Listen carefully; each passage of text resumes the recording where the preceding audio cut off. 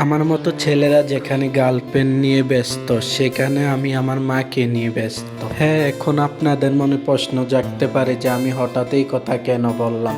তার কারণ আমার আম্মুর বিয়ে হয়ে এসেছে এই বাড়িতে আজকে প্রায় 23 বছরের উপরে। এই 23 বছরে আমার আম্মু কোথাও ঘুরতেও যায়নি, বাট কোথাও বেড়াতেও যায়নি। আমার আন্টির বাড়িতেও বেড়াতে যায় নাই। ওর নানুর বাড়িও কাছে, এই জন্য নানুর বাড়িতেও দিনটা থাকলো, রাত রাত থাকা হয় না আমার মা। তাই তো ভাবলাম আজকে আম্মুকে নিয়ে সিঙ্গাপুর থেকে ঘুরে আসি। এখন আপনারা ভাববেন যে আমি সিঙ্গাপুর কিভাবে যাব। সিঙ্গাপুর কিন্তু আমাদের কুমিল্লাতেও আছে, এটা হয়তো আমরা অনেকেই জানি, অনেকে আবার জানিও না। তো হ্যালো এভরিওয়ান, আসসালামু আলাইকুম, সবাই কেমন আছেন? আমি রিফাত সর্দার এলটিডি ফেসবুক পেজ থেকে আবারও একটা নতুন ব্লগ ভিডিও নিয়ে চলে আসলাম। কালকে সকালে হঠাৎ করেই ভাবি যে আম্মুকে নিয়ে ফুফুর বাসা থেকে ঘুরে আসব। ঠিক যেমন ভাবনা তেমন কাজ। আজকে সকালে রেডি টেডি হয়ে এখন চলে যাচ্ছি ফুফুর বাসায়। আগে যখন ফুফু বেঁচে ছিল তখন আম্মুর সাথে কতই না বায়না করতাম যে ফুফুর বাড়িতে যাব। তখন অনেক সময় আম্মু অনুমতি দিত, অনেক সময় আবার দিত না। তাই বলে আম্মুর সাথে অনেক রাগ দেখাতাম যখন আম্মু অনুমতি না দিত। অনেককে দেখি যে অনেকের ফুফুর নামে অনেক বদনাম গায়, কিন্তু আমি এই জিনিসটা করতে পারবো না। কারণ আমার ফুফু ছিল একজন সহজ সরল একটা মানুষ। আমার আব্বু তারা ছিল 6 ভাই ও 1 বোন। এরই ভিতরে 2 ভাই ও 1 বোন চলে গেল না ফেরার দেশে। আল্লাহ তাআলা তাদেরকে জান্নাতবাসী করুক, আমিন। তো অনেক বক বক করার পর ফাইনালি চলে আসলাম ফুফুর বাসায়।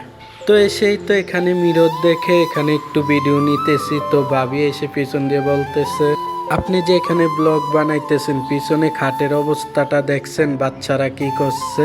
তো আমি বললাম যে সমস্যা নাই, যেই ঘরে বাচ্চা আছে ওই ঘরে তো এলোমেলো হবে, এটাই স্বাভাবিক। তো আজকে 1 বছর পরে সিঙ্গাপুর এসে তো অনেক পরিবর্তন দেখলাম। সিঙ্গাপুর মানেই জয়পুর, জয়পুর মানেই সিঙ্গাপুর। আর 1 বছর আগে যখন এসেছিলাম তখন দেখেছিলাম যে ভাইয়ারা দোতলার কাজ ধরেছিল, এখন দেখি যে তাদের 3 তলাও কমপ্লিট হয়ে গেল। অনেক পরিবর্তন দেখলাম এখানকার। এখন তাদের রুমগুলা ঘুরে দেখার পর আমার চোখ পড়ল এই কর্নারটাতে। তাদের এই কর্নারটা থেকে মেঘের আবহাওয়াটাকে কি সুন্দর লাগতেছে। এবার যেহেতু আমরা ফ্রাইডেতে ফুফুর বাসাতে এলাম, এখন গেলাম যে মসজিদে নামাজ পড়ার জন্য। এদিক দিয়ে মসজিদে ঢুকার সাথে সাথেই বৃষ্টি শুরু হয়ে গেল। মসজিদে ঢুকার পর তো সর্বপ্রথমে আমার চোখ গেল এই ফুল গাছটাতে। এই ফুল গাছটাকে দেখে আমার অনেকটাই ভালো লাগছে। বৃষ্টির কারণে ফুল গাছটা আমার দিকে লাজুক চোখে তাকিয়ে আছে।